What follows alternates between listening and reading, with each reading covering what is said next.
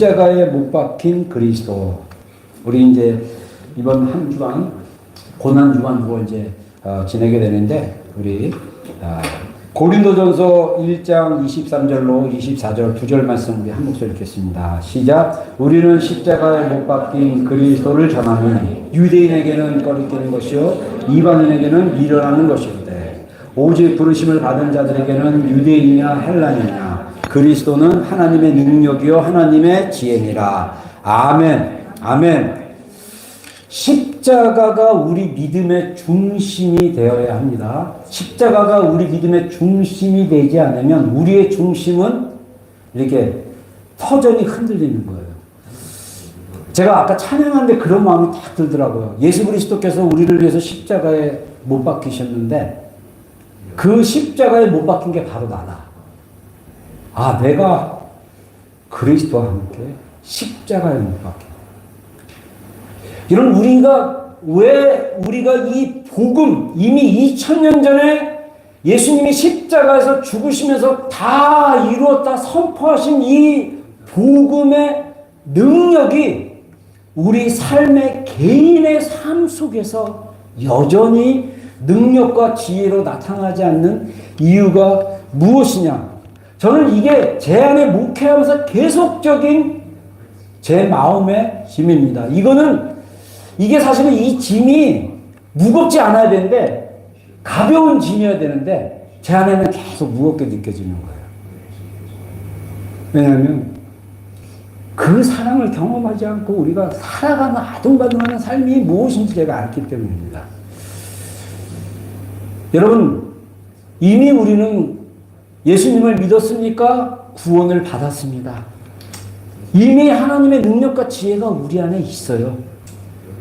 이게 능력으로 나타나는 것을 경험해야 됩니다. 그래서 여러분들 매년 우리가 교회 절기가 있습니다. 특별히 성탄절, 추수감사절 되게 좋지만, 이 사순절, 특별히 고난주간, 우리가 정말 집중해서 이 월요일부터 토요일까지 하루하루 나를 위해서 돌아가신 예수 그리스도의 십자가, 그리고 그분이 십자가로 이루어주신 이 놀라우신 거룩한 변화에 대해서 묵상하면 좋겠다는 그런 마음을 갖게 됩니다.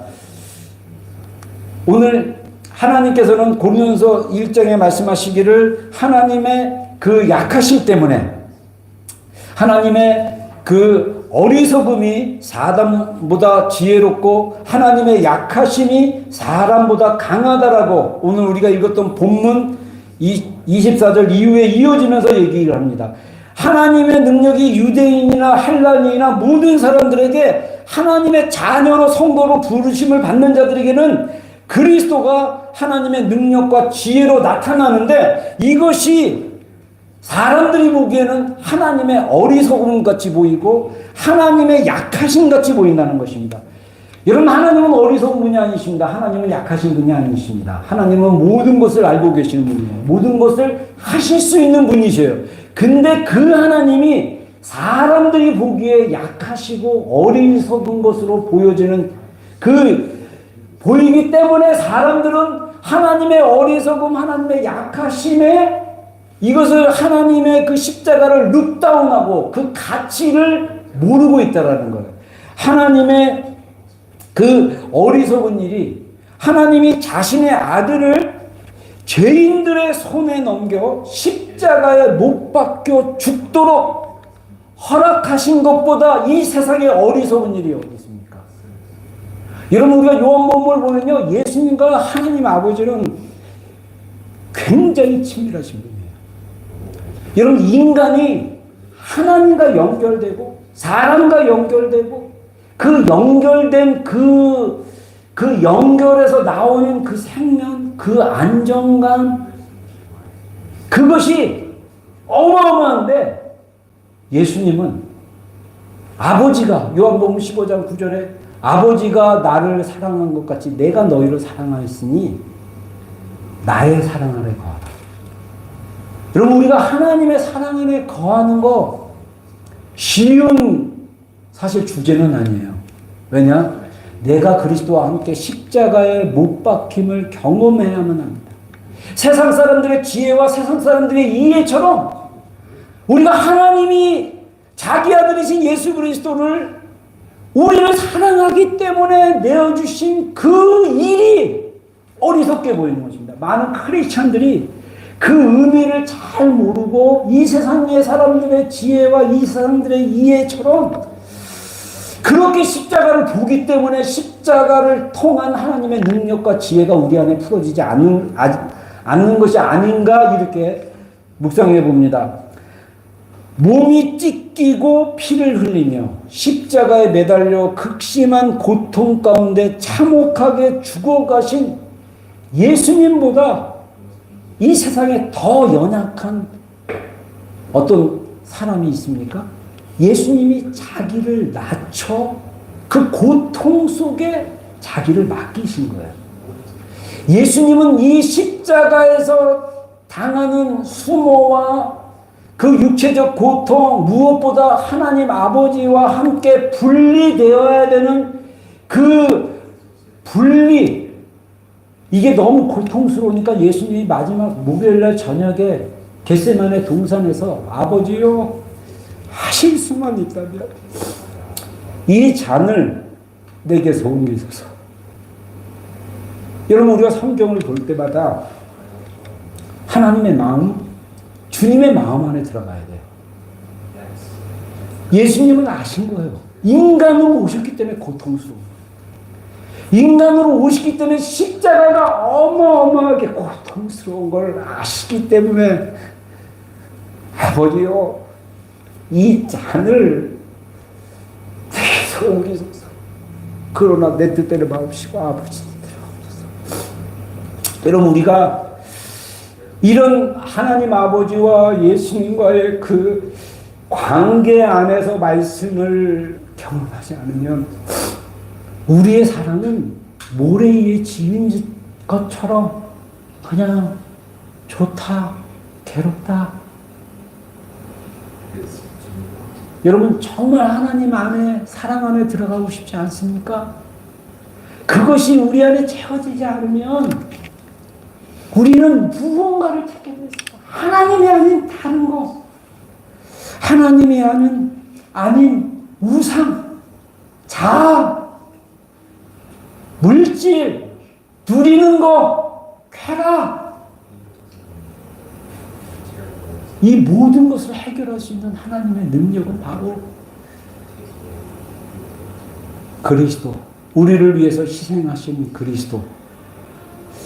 이 사랑을 알기 전까지 우리의 인생은 그 답이 계속 없는 것처럼 혼란스럽고 그 답이 다른 데 있는 줄 알고 헤맬 것입니다. 우리 인생에 분명한 답이 그리스도께 있습니다. 십자가는 하나님의 능력이시며 하나님의 지혜입니다. 우리가 십자가를 깊이 경험할 때 우리가 하나님이 주시는 능력, 지혜를 경험할 수 있습니다. 십자가의 도가, 이 말은 십자가의 메시지입니다. 십자가의 메시지가 멸망한 자들에게는 미련한 것이요 구원을 받는 우리에게는 하나님의 능력이라. 여러분, 정말 구원을 받은 우리가 어떤 하나님의 능력이 있었는지를 우리가 주관적으로, 개인적으로 경험하지 않으면 계속 우리는 하나님의 능력이 아닌 사람의 능력, 돈의 능력, 명예의 능력, 어떤 내가 잘하는 거의 능력, 나의 힘의 능력, 거기에 집중하게 됐어요. 능력은 하나님께 있습니다. 우리가 하나님의 그 십자가의 사랑을 경험하면 우리가 그리스도 안에서 나는 모든 것을 할 수 있느니라. 하나님이 내게 능력 주는 자 안에서 하나님의 능력 주시는 모든 것에서 내가 할 수 있느니라. 여러분, 하나님이 하실 수 있다라는 그 진리의 말씀이 내 안에 들어오면 정말 못할 것 같은데 할 수 있어요. 인간의 정신, 인간의 안에 있는 무의식에서 흘러나오는 이 잠재력은요, 어마어마합니다. 혹시 그런 얘기 들었는지 모르지만 그 엄마가 갑자기 아이가 사고가 나서 차에 깔렸으면 그 엄마가 그 한 10명, 5명이 와서 들어야 되는 차의 무게도 순식간에 애를 살리겠다라는 그 절박함에서 초자연적인 힘이 나올 수 있어요. 여러분, 우리가 하나님을 통해서 나의 능력, 나의 힘, 나의 것으로 나오는 것이 아니라 하나님이 주시는 능력으로 우리가 무엇을 경험했다면 그것은 십자가를 통한 능력인 것입니다. 그래서 예수님 십자가의 메시지가 멸망을 당하는 자에게는 미련하게 됩니다. 제가 너무 사역을 하면서 제 마음속에 눌리는 고통이 뭐냐? 이 십자가를 몰라요. 그 십자가 안에 들어가지 못해서 계속 자아가 살아서, 아까 팀 켈러 목사님 2018년도에 이분이 작년인가 그 암으로 돌아가셨는데, 이분이 2018년도에 한국에 처음 방문했어요. 그래갖고 설교자들을 모아다가 강연한 걸 누가 이렇게 잘라가지고 했어요. 저는 이분의 그 설교나 책을 보면 굉장히 진짜 포스트 모더니즘, 현대사의 가장 그 인간의 심리를 잘 이해해서 성경을 정말 잘 설명하는 것을 보고 놀랍니다. 뭐라고 얘기합니까? 교회 안에 똑같이 기도하고 똑같이 예배하고 똑같이 하나님을 섬기고 똑같이 교회 활동을 하지만 두 사람 종류의 크리스천이 있다. 바리새인, 리얼 크리스천. 리얼 크리스천, 십자가로 자아가 죽는 것을 경험한. 여러분, 사도 바울은요, 바리새인 중에 바리새인이었어요. 빌립보서에 보면 나는 히브리인 중에 히브리인이다. 내가 바리새인으로 살았는데, 가말리아라는 그때 예루살렘의 율법에 능통한 그 사람 밑에서 내가 개인적으로 제자훈련 받고 말씀으로, 율법으로는 흠이 없고 하나님의 열심으로 교회를 핍박하는 것이 하나님이 기뻐하시는 삶인 줄 알았다. 철저하게 바리새인으로 살았던 그가 예수 그리스도를 영적으로 만납니다. 여러분, 사도 바울과 예수님은 동시대 사람이었습니다. 물론 나이 차이가 있었지만, 사도 바울은 예수 그리스도를 직접 만났는지 어떤지 모르지만, 예수님이 이 복음을 전하고 사역하실 때 그는 같이 있었던 사람이에요. 근데 예수님이 십자가에 돌아가시고 부활하시고, 그가 다메섹이라는 지금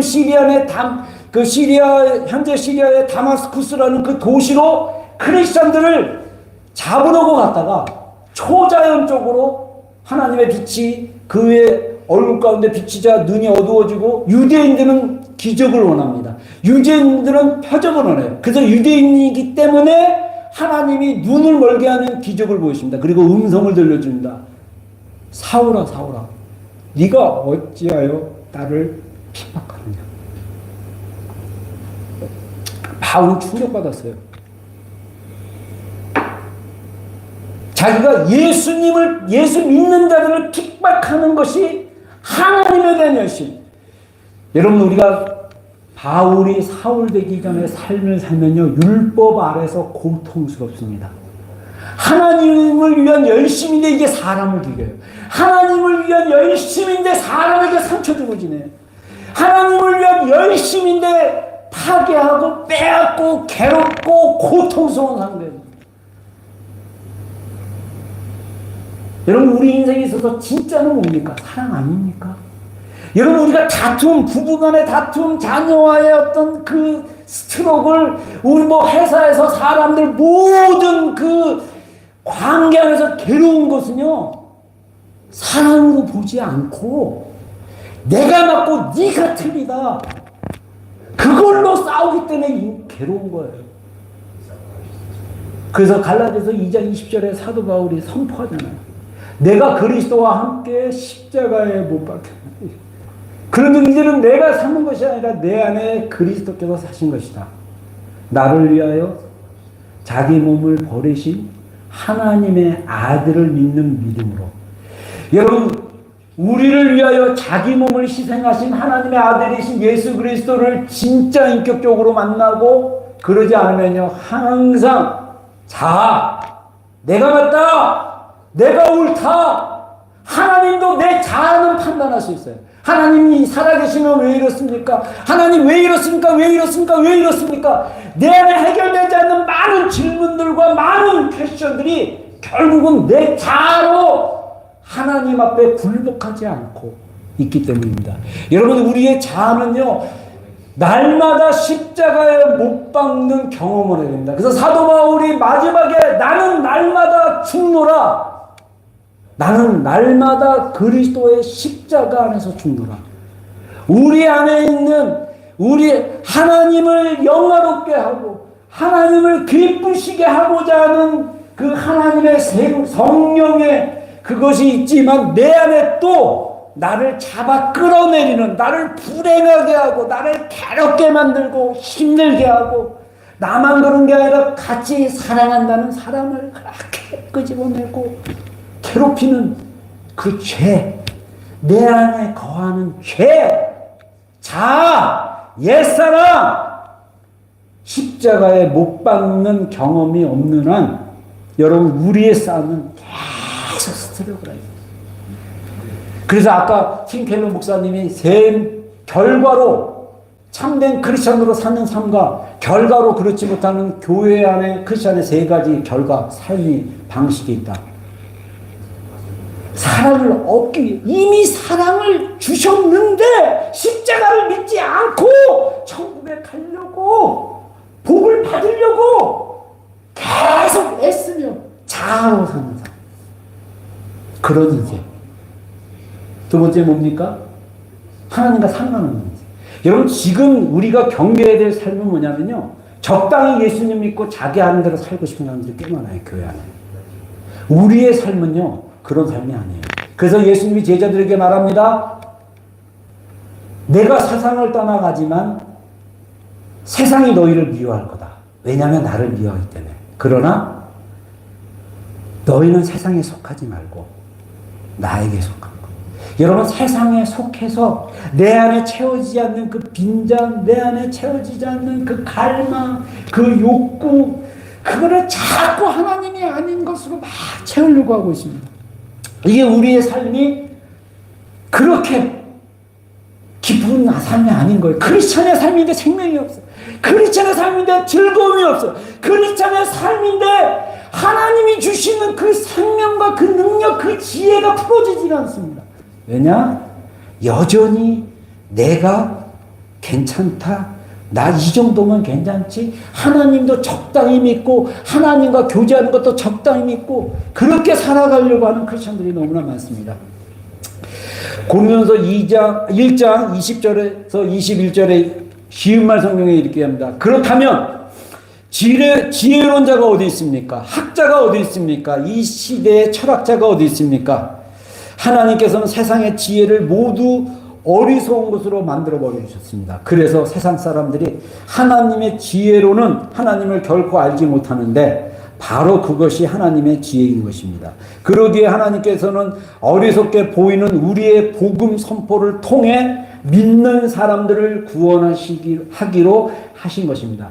여러분들이 복음을 통해 구원을 받았다면 우리는 이 구원받은 우리의 삶의 중심에 십자가로 있어야 되고, 이 십자가가 진짜 내 안에 진짜가 되도록 내 안에 그리스도가 믿음으로 계시고, 그래서 사랑 가운데 뿌리가 바뀌고 터가 굳어져서 그리스도의, 우리를 향한 그리스도의 그 사랑의 길이와 높이와 넓이와 그것을, 그 충만한 하나님의 사랑을 경험함으로써 우리 안에 하나님이 주시는 그 충만, 그 하나님의 생명의 충만, 빛의 충만, 현실은 여전히 나의 육신은 옛사람이 자꾸 작동돼가지고 옛사람을 따라가려고 하지만, 그리스도께 나아가 내 옛사람을 자꾸 죽이고 내 안에 그 옛사람은 죽고 하나님의 형상으로 지음받은 새로운 피조물인 나의 새 사람, 하나님의 너무나 그 사랑받는 나, 하나님이 나를 돌보시고 언제든지 하나님을 찾아갔을 때 하나님이 안아주시고 함께 하시는 그 사랑. 여러분, 저는요, 우리 고양이 날치를 보고 정말 진짜 제가 고양이에 관심이 있어서 유튜브를 보기 시작했어요. 고양이가 굉장히 예민한 동물이래요. 고양이가 야옹하면서 그 소리로 사람과 소통하는데요. 얘가 지가 아파가지고 한번 토한 적이 있는데 토하기 전에 와서 이 야옹 소리가 다른 거예요. 제가 컴퓨터 책상에 앉아있으면 자주 옵니다. 엄마는 일하러 가고 엄마는 또 친구 만나러 가고 그러면 제가 집에 있는 시간이 많으니까 와서 야옹야옹해요. 그럼 저는 맨날 만나는 게 밥이에요. 밥? 야옹하면 제가 따라가요. 어디로 갈까? 근데 매번 할 때 제가 바쁘면 이렇게 안 놀아주거나 관심 없잖아요. 그럼 자기가 제 풀에 꺾여가지고 또 이렇게 가요. 근데 이 고양이는 본성상 자기 영역에 막 이러면서 자기 본성으로 살아가요. 근데 자기를 양육하는 양육자, 보호자, 부모를 알고 그 사람에게 그렇게 기대를 한대요. 근데 그 사람이 자기를 거절하면 고양이도 상처를 받는데요.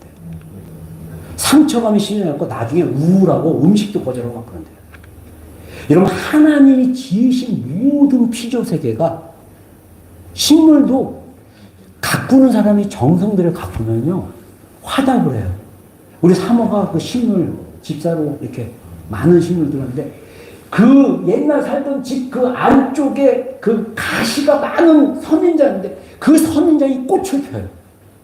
그 선인장을 잘라다가 심어가지고 정성들을 그러니까 여러분 사람은요 그래서 여러분들 우리가 이 만물을 통해서 관계를 통해서 하나님이 우리를 사랑하는 그 사랑으로 살아가야 돼요. 여러분 식물에게 사랑 주는 거 너무 좋아요. 우상이 안 되면 돼. 동물에게 사랑하는 거 너무 좋아요. 우상이 안 되면 돼. 돈을 사랑하는 거는 만악의 제기 때문에 돈을 사랑하시면 안 돼요. 돈은 다스려야 돼요. 돈은 우리의 이름의 권세로 사랑하는 게 아니라 다스려야 됩니다. 일만하게 뿌리라고 그랬어요.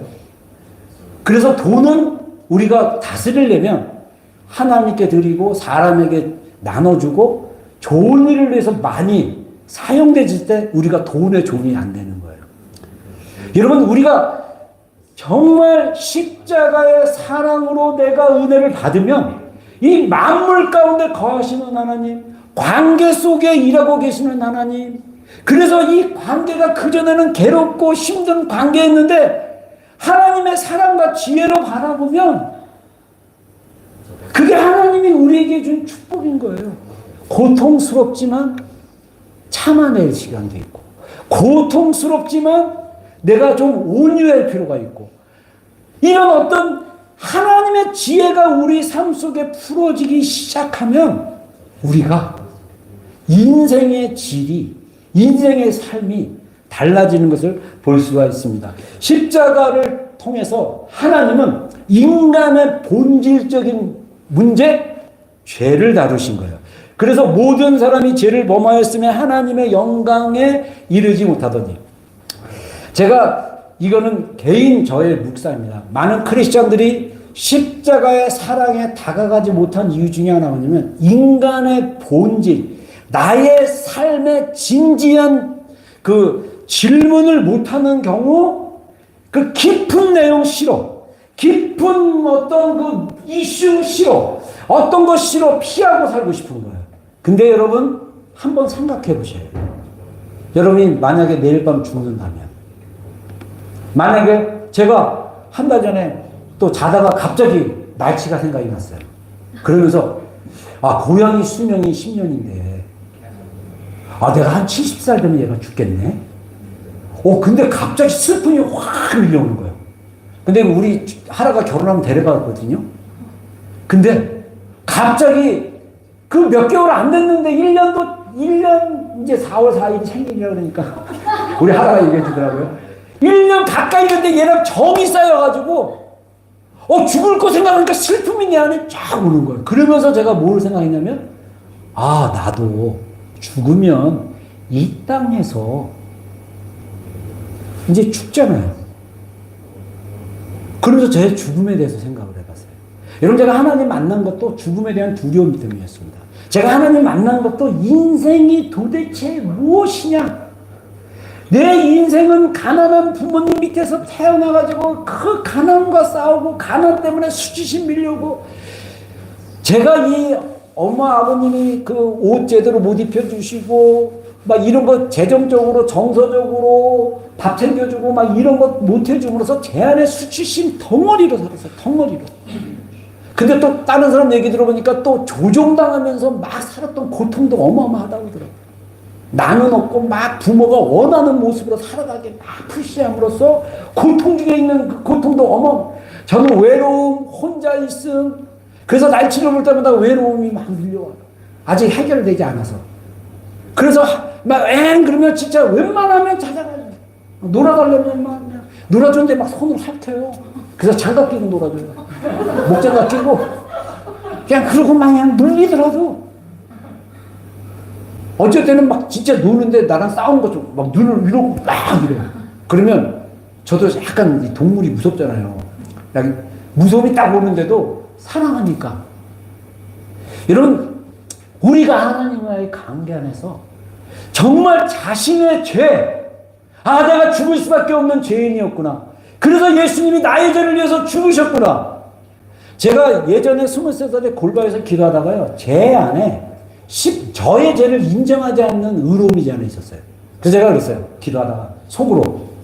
저는 방언으로 기도했는데 속으로 하나님과 대화했어요. 하나님, 그래도 제가 청소년 때 잠시 탈선해가지고 술도 마시고 막 날라리로 살았지만 부모님 연탄 나를 때 늘 꼬박꼬박 도와드리고 부모님 뭐 채소 배달한다면 채소 배달해주고 너무 부모님 말씀에 너무너무 순종해가지고 동네 사람들이 그 마포구에 효자상 주려고 그 통장님이 막 그럴 정도로 순종적이었는데 제 안에 의로움이 들어온 거예요. 하나님, 나 그래도 지옥 갈 정도로 죄인은 아니죠. 하나님, 제가 뭐 진짜 제가 나쁘게 했다면 어렸을 때 여자애들 고등학교 때 친구놈이랑 같이 이렇게 확 틀어줘 고무줄 자르고 그 정도 나쁜 짓만 했는데 제가 지옥 간다고요? 하나님이 네 안에 있는 죄. 그래서 뭘 생각나냐면 군대에 있을 때 너무 착한 사람이 자기 편한다고 밑에 후임을 막 괴롭히고 때리는 모습을 보고 와, 저 사람 되게 착하고 순한 사람인데 막 사람을 그렇게 패네. 우리가 착하다고 죄인이 아닌 거 아닙니다. 우리 안에 죄가 있어요. 그래서 이 레오나르도 다빈치가 최후의 만찬 라스트 서퍼의 그림을 그렸을 때 여러분들 그거 아세요? 예수님 옆에 자기 두 제자의 얼굴이 한 사람을 모델로 그렸대요. 가룟 유다하고 요한과 베드로. 똑같은 사람인데 가룟 유다의 모습으로 그리고 베드로과 요한의 얼굴로 그렸대요. 인간 안에, 인간은 반대로 가면 어둠이고 죄예요. 이 죄가 완전히 용서받아야 돼요. 그래서 하나님이 이 죄를 해결하려고 인간의 죄가 어느 정도인지 아십니까? 우리 로마서 1장 19절로 21절 세 절 한번 읽겠습니다. 시작. 이는 하나님이 안만한 것이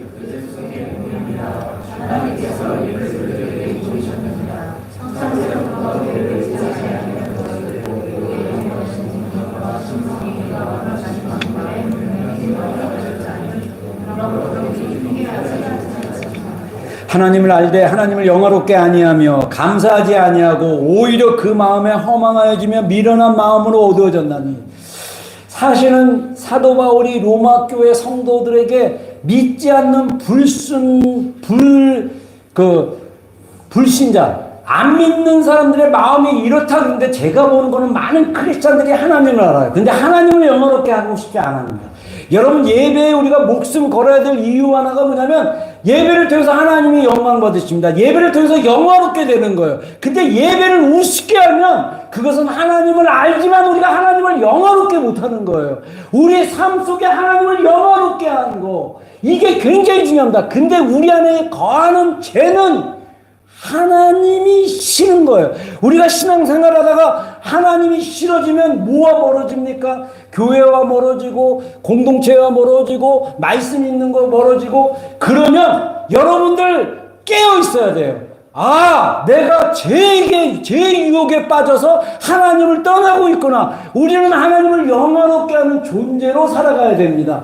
그러지 않으면 우리의 생각이 허망하고 지혜로운 것 같은데 지혜롭지 못하는 삶의 선택들을 통해서 우리가 어렵고 힘든 상황, 굽은 길로 갈 때가 있어요. 하나님이 우리 길을 또 가다가 환경이 그래서 우리가 어렵고 힘든 길을 만날 수 있습니다. 그러나 중요한 것은 하나님은 우리에게 평탄한 길도 주실 때도 우리를 인도하시고 우리와 함께 하시지만 우리가 고통스럽고 괴로운 그 시간에도 하나님은 여전히 나를 사랑하시고 나를 돌봐주시고 나와 함께 하십니다.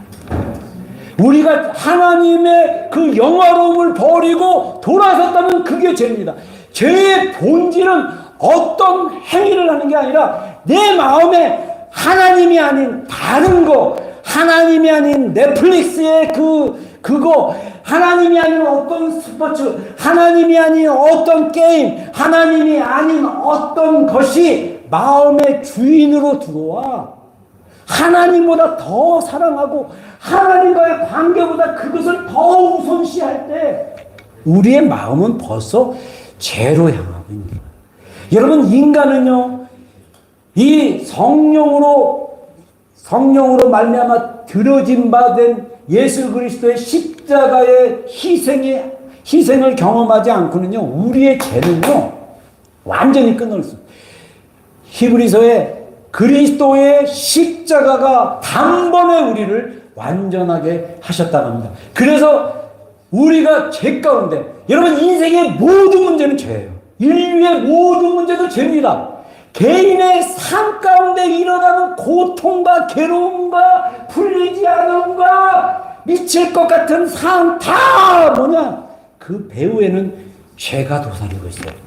그거를 해결하시기 위해서 예수 그리스도께서 십자가로 죽으신 것입니다. 그래서 이 히브리서 10장 12절 14절에 그리스도께서 우리 죄를 용서하시려고 단 한 번의 영원토록 효력 있는 제사를 드리시고 하나님의 오른편 보좌에 앉으셨습니다. 그리스도께서는 자신이 드린 단 한 번의 희생제사로 거룩하게 된 사람들을 영원토록 온전하게 만들어 주셨습니다. 할렐루야! 예수 그리스도가 십자가에 돌아가신 것은 제사였어요. 하나님께서 히브리서에 보면 그 율법이 만들어졌을 때 율법 안에는 제사법도 있습니다. 성막을 어떻게 만들고 제사를 어떻게 드리고 소를 어떻게 잡고 막 이런 얘기 다 나와요. 율법이에요. 룰입니다. 법칙입니다. 그렇게 안 하면 부정한 걸로 여겨요. 근데 동물로 드렸던 이 제사는 그때 당시 죄의 용서를 받지만 이거는 죄를 살짝 덮는 거에 불과한 거예요. 속죄라고 합니다. 속죄가 아닙니다. 그거는 그냥 한 번 용서를 하는 거예요. 근데 이게 계속 그걸 해야 돼요. 근데 예수님께서 드려진 제사는 속죄. 완전 갑질이 된 거예요. 한 번으로 끝난 거예요. 근데 한 번으로 끝났는데 여전히 우리가 죄를 짓기 때문에 예수님이 이미 2000년 전에 흘리신 그 보혈의 피가 내 마음속에 있는 것을 믿고 우리가 예수님께 회개하고 하나님께 회개하고 돌아가면 예수님의 피가 그 안에서 나의 능력으로 나타난 것입니다. 여러분, 우리가 살고 있는 이 자연적 세계는 뭐와 연결되어 있나? 영적인 세계와 연결되어 있어요. 영적인 세계뿐만 아니라 내 마음, 몸만 아니라 내 생각과 영과 내 신체의 장기와 이거랑 다 연결되어 있어요. 그래서 이거랑 다 연결되는데 이것을 예수님의 피로 새롭게 하심으로 우리 안에 실제적인 능력이 있습니다. 여러분, 많은 사람들이 실제 믿음으로 능력을 받고 믿음으로 지혜를 받고 믿음으로 진짜 우리 안에 생명을 갖는 거에 대해서 생각을 못해요. 그리고 많은 사람들이 말씀으로 이 말씀이 믿어졌을 때 오는 그 깨달음, 말씀이 믿을 때 말씀으로 얻는 그 에너지. 여러분, 뇌과학자들이 오늘날 우리 인간의 뇌는요 생각을 굉장히 많이 할수록, 제가 예전에도 얘기했죠, 전구 하나를 딱 연결을 하면 전구가 켜질 정도의 에너지, 전기 에너지가 돌아간다는 거예요. 얼마 전에 뭐 실시간으로 그 테슬라의 그 형제님이 인간의 뇌파에 대지에 연구했던 뉴런 인간에 대해 가지고 완전 어깨 밑으로 이렇게 마비된 사람, 젊은 사람을 해서 게임도 하고 원하는 글씨도 생각으로 하는데 컴퓨터로 연결을 해가지고 컴퓨터 커서가 옮겨요. 인간의 생각의 능력은요, 연결만 되면 바꿀 수 있어요. 여러분, 우리 안에 어마어마한 생각에 인간이 생각하는 거. 여러분, 인간이요, 자기를 억압하려면요, 확 억압을 해버려요. 그래서 많이 마음을 누르는 사람들이 병이 쉽게 걸린대요. 근데 억압하면 그 감정이나 생각이나 상황을 갖다가 이렇게 회피하고 억압하고 막 이러면, 특별히 억압하는 사람들 안에는 몸이 내장돼가지고 막 병이 생기기 시작하는 거예요. 저 같은 경우는 회피를 했습니다. 다른 걸로 했어요. 근데 고통스러운 거는 해결이 안 돼요. 이거는 반드시 해결하셔야 돼요. 누구에게? 하나님께. 십자가의 능력으로 우리가 하나님 앞에 가서 그거를 내려놓으면 회복이 돼요. 어떤 분이 그러더라고요. 자기가 너무너무 괴로워가지고, 괴로워서 거의 한 달 잠을 못 잤대요. 근데 침대에 누웠는데 갑자기 마음속에 이렇게 어두운 구름 같은 게 뱃속으로 있는 게 느껴졌대요. 그래가지고 입이 너무 고통스러워가지고 제가 직접 간증으로 들은 거예요. 너무 고통스러워가지고 침대 옆으로 굴러가지고 떨어졌대요. 일부러. 떨어지고 이분이 방언기도 알거든요. 방언기도로 1시간 동안 막 기도를 했는데, 놀라운 거는 한 달 동안 잠 못 자고 괴로운 그 상황 속에 있었던 그 구름이 사라지고 가벼워지고 이렇게 해방됐다, 이렇게 얘기합니다. 여러분, 이거 다 상담학적, 영적으로 다 설명할 수 있어요. 여러분, 죄는요, 영향력이 있습니다. 죄는 율법이나 이런 것도 영적이에요. 그래서 우리가 정말 하나님의 살아계신 진리, 십자가로 예수님의 단 한 번의 제사로 해결됐다. 그래서 우리가 이 예수님이 이미 십자가로 해결해 주신 우리 죄의 문제, 이것을 진짜 믿기 시작하면 어떤 일들이 나냐? 그 믿는 그 믿음, 하나님이 교환을 했어요. 어떤 분은 디바인 익스체인지라고 얘기합니다. 자기가 성경을 연구해 보니까 9가지 죄 가운데 있었던 그리스도의 그 십자가의 복음을 몰랐던, 이거는 크리스천들도 포함해요. 많은 크리스천들이 여전히 십자가로 해결된 문제인데 그 주제 안에 고통당하고 있어요. 근데 십자가로 해결하셨다. 그래서 9가지 거룩한 교환에 대해서 얘기합니다. 십자가에서 일어난 거룩한 교환, 체인지가 있어요. 익스체인지가 있어요. 우리 이사야서 53장 4절 5절 한번 읽겠습니다. 시작.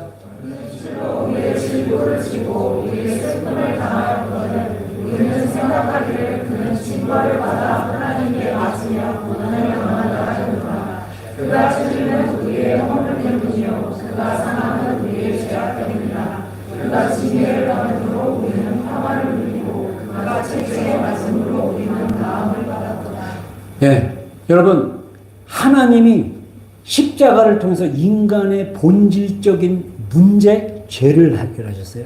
이 죄가 해결되지 않으면 우리가 하나님의 영광 가운데 이룰 수가 없습니다. 이 죄가 해결되지 않으면 우리의 인생에 창조되었던 하나님의 형상으로 살아가는 이 본질적인 삶을 살 수가 없어요. 늘 죄인, 타락한 아담의 삶, 하나님을 두려워하고 피하고 와이프랑 싸우고 남편이랑 싸우고 막 그냥 그리고 자식이 막 형이 동생 쳐 죽이고 막 이런 어떤 진짜 성경에 보면 어마어마한 일들이 다 고통 가운데 일어나는 거예요. 근데 예수 그리스도께서 우리를 자신이 희생 제물로 단 한 번에 하나님의 드려진 제사, 여러분 하나님께 드려진 제사, 여러분 우리 인생에 우리가 하나님 앞에 우리 자신을 드리는 작업이 반드시 필요합니다. 그게 되어졌을 때 진짜 하나님의 선하시고 기뻐하신 뜻이 무엇인지 분별되기 시작하는 거예요. 그래서 로마서 12장 2절에 뭐라 합니까?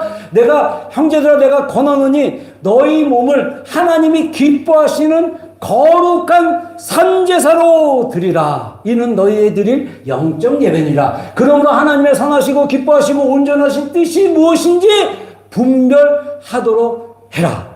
여러분, 우리가 하나님의 제단 위에 우리가 올려지는 태워지는, 이 말은 다른 말로 얘기해서 우리가 십자가에 그리스도와 함께 못 박히는 그런 경험 없이 그냥 제단만 보고 누구 죽었네 누구 했네 그래서 그냥 제사 구경만 하고 오기 때문에 우리 안에 삶의 진짜 능력이 없는 거예요.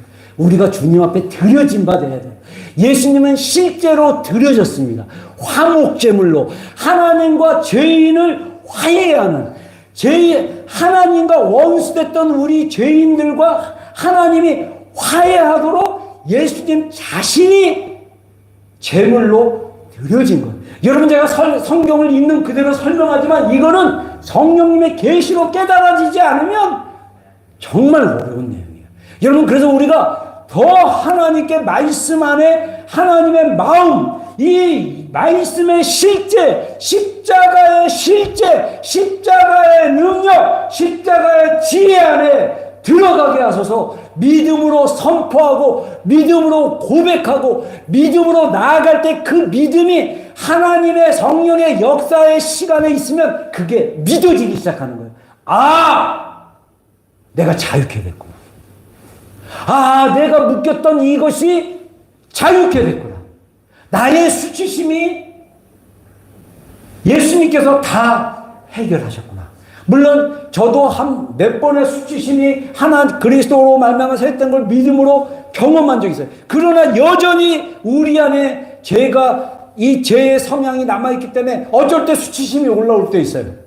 근데 이제 이거 해결하기가 되게 쉬워요. 그리스도께서 나의 수치심을 대신하여 십자가에 죽으셨다. 이걸 믿고 선포하면 내 안에 올랐던 수치심, 그 수치심 때문에 나오는 분노, 수치심 때문에 나오는 이 미움, 수치심 때문에 나오는 부정적인 감정과 말들이 안 나오게 된다는 것입니다. 그래서 이 9가지 교환, 이거 제가 어제 설교 밤늦게 준비하면서 이거를 우리 이번 월요일부터 토요일까지 마지막 사순절 고난주간 매일매일 제가 6가지 주제로 뽑아가지고 묵상으로 올릴 거예요. 아직은 준비 안 했습니다. 집에 가서 준비 또 해야 돼요. 묵상하십시오. 그리고 믿으십시오. 자, 한번 읽겠습니다. 시작. 예수님이 시대를 받음으로써 우리는 용서를 받게 되었다. 예수님이 상처를 입음으로써 우리는 치유를 받게 되었다. 예수님이 우리의 죄를 지고 죄가 됨으로써 우리는 예수님의 의로움을 얻게 되었다. 예. 죽음으로써 우리는 예수님의 생명을 누리게 되었다. 예수님의 저주가 됨으로써 우리는 축복을 받게 되었다. 예수님의 고난을 누림으로써 우리는 예수님의 그리움을 누리게 되었다. 예수님이 우리의 수치를 견딤으로써 우리는 예수님의 영광을 누리게 되었다. 예수님이 우리의 거절을 견딤으로써 우리는 예수님의 포럼을 누리게 되었다. 우리의 옛사람이 예수님 안에서 죽음으로써 새 사람이 우리 안에서 살게 되었다. 아멘. 제가 요거 집에 가서 다시 9가지 선언문, 십자가에서 일어난 거룩한 교환, 이거 9가지 제가 다시 해가지고 여러분들 올릴 테니까 이거 가지고 매일 일주일 동안 한번 선포해 보시고, 그 다음에 여기 6가지, 9가지 중에 제가 6가지 주제로 정해가지고 말씀 구절이랑 해서 묵상하는 거 다시 올리겠습니다. 여러분, 하나님을 믿으십시오. 아멘 하셔야죠. 하나님을 신뢰하십시오. 하나님은 살아계신 분입니다.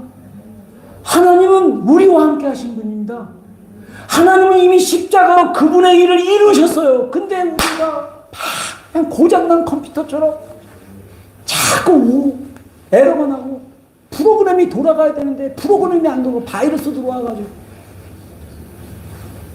그런 안타까움 속에 우리가 살지 않도록, 여러분, 하나님의 그 임재와 일하심과 역사하심은 실제적이에요. 눌렸던 감정이 믿음으로 하나님을 향하고 하나님께 구할 때 그 감정이 순식간 사라질 수 있어요. 여러분, 하나님의 십자가에 나타난 그 능력 경험하기를 주의 이름으로 축원합니다. 이번 묵상기간 여러분들 읽는 성경 본문 있거나 다른 거 하시더라도 이번 고난주간에는 매일매일 우리 공동체가 함께 나누는 구절들을 가지고 묵상하기를 바랍니다. 여러분들 공동체 안에 함께 말씀을 보고 각자의 삶의 시간 속에서 묵상하고 기도하고 하면요. 성령은 하나로 사랑으로 우리를 하나 되게 하는 매는 줄과 같으신 분이에요. 성령님이 우리 마음속에 여러분들의 가정 속에 직장 안에 여러분의 관계 안에서 성령님은 끊임없이 우리 가운데 일하고 계시는 거예요. 그거를 신뢰해야 돼요. 자꾸 내 중심이 되었고 내가 해결하고 내가 뭘 할래도 이거 내려놓으셔야 돼요. 힘 빼세요. 힘 빼시고 그냥 믿으십시오. 그냥 선포하십시오. 그냥 고백하십시오. 그리고 받아들이십시오. 이 진리를 내 안에 받아들이십시오. 그러면 실제로 말씀이 내 안에서 살아있는 것을 경험하게 될 것입니다. 말씀은 살아있는 하나님의 생명, 영입니다. 할렐루야. 그래서 우리가 이 말씀을 기억하기 위해서 성찬을 하는 거예요. 성찬은 우리의 육체의 그 감각, 씹는 거, 손으로 만지는 거, 찍는 거, 느끼는 거, 감각. 이러듯이 하나님의 말씀은 실제예요. 이 말씀이 우리 안에 들어가기 위해서 기도하는 시간 갖겠습니다. 우리 성찬